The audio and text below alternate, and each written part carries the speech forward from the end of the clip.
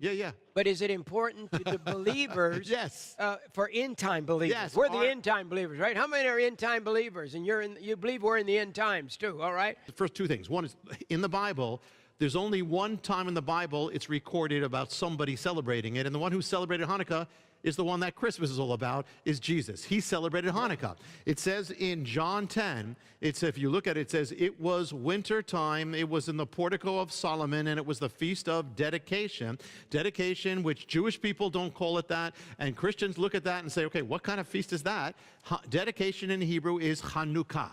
So that's where you get Hanukkah from. So he's there for Hanukkah at the temple, and Hanukkah is amazing because it's not just this nice little thing where children get gifts and all that. And most Jewish people don't even realize this, but Hanukkah is the most explicitly detailed prophetic revelation of the end times, holds the key of the end times, holds the key of the book of Revelation, holds the key of end time prophecy, holds the key of how to overcome in the end times. So there's so much there in Hanukkah. So let me give you, in fact, it's the only holiday of the Hebrew holidays that has the Antichrist in it. The Antichrist is foreshadowed in Hanukkah. The abomination is in Hanukkah. All these things are in Hanukkah. So let me give you the overall kind of story, and then from that we'll go to what it tells us about the future and where we are now and what we have to do. So first thing, Hanukkah is about the temple of Jerusalem.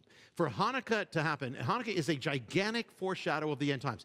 There's an Israel in the world, there's a Jerusalem with Jewish people, and there is a temple. So what it's saying, for the end to happen, there has to be, Israel has to be back in the world, Jerusalem has to be in Jewish hands, and there has to be a temple. That's the last part that has to come. Hanukkah is all about that. You know, for 2,000 years, Jewish people, we've been celebrating it, about what's dedication of what?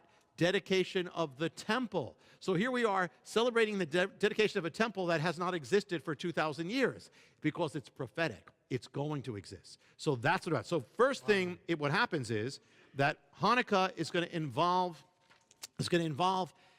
enemies coming against Israel, because that's what happened. This enemy comes against Israel. His name was Antiochus. He comes against Israel with the Syrian Greeks, and they try to wipe out the faith of Israel. Antiochus is going to be a shadow of the Antichrist. Even sounds kind of the same. Antiochus called himself Antiochus Epiphanes. When you say, I had an epiphany, what that means is God manifest. He called himself Antiochus God manifest, a shadow of the beast. The Antichrist is going to be arrogant, brazen. He's going to actually, one of the things Antiochus does, he says, I'm going to make my whole kingdom is going to be all one people. So the Antichrist is going to seek to make the whole world one. So what happens is, you have Israel there. Israel is not fitting into the plans of Antiochus. So right now, the first thing that it shows, he's going to come against Israel, which is going to happen in the end times. But one of the things that people don't realize about Hanukkah is that it didn't just happen with somebody coming in invading Israel. There was already an apostasy that was taking place in Israel. They were already getting into the Greek things. They were actually walking around naked like the Greeks. They were putting gymnasiums in Jerusalem. They were getting into the Greek. They were already doing it. And so what that tells us, first of all, of the Antichrist is not just going to come. There's going to be an apostasy that sets the stage for him. It's not that he just comes out of nowhere. It's going to be, everything's going to be leading up to him. We're going to see events all over the news that are ultimately leading up to the Antichrist. Well, that's the first thing of Hanukkah. So he declares that everybody's going to be one people. He is arrogant. He is blasphemous. So the Antichrist is going to be arrogant, blasphemous. You have the number 666, because that's man as God. He's basically declaring himself as God, man as God. And it says in Daniel, Daniel, the prophet Daniel, he's the prophet who speaks about Hanukkah, and he speaks about the Antichrist in the end. Hanukkah is, a lot of prophecies have an immediate fulfillment, and then they have a ultimate fulfillment.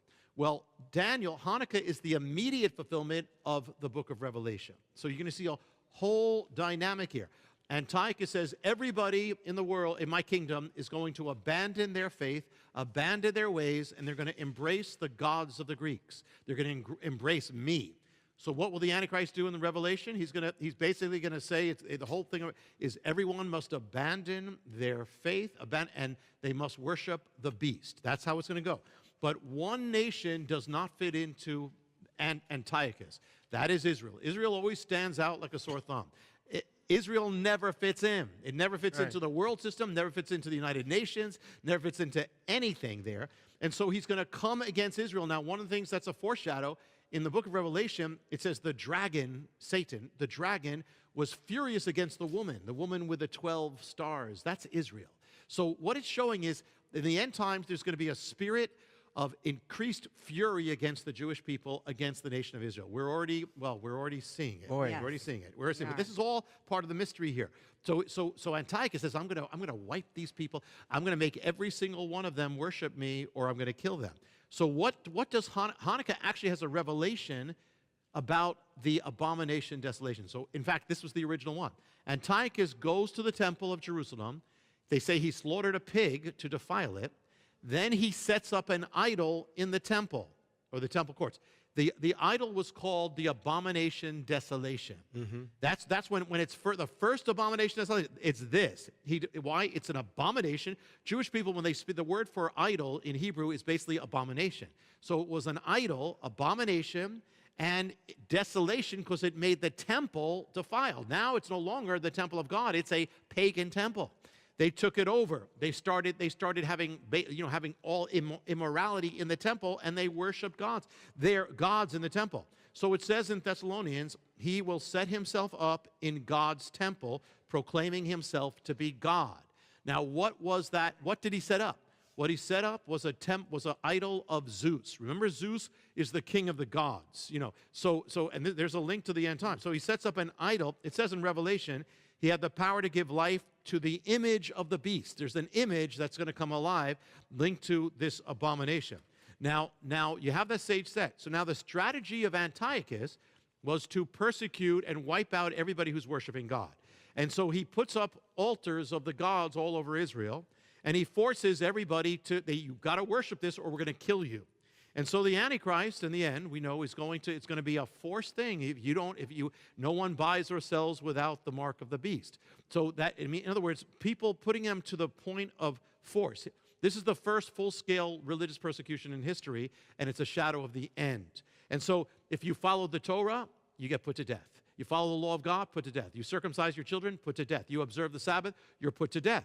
So he declares everybody abandon. And so there were many who did abandon. But there was a remnant who said, no matter what goes on, we are not abandoning God.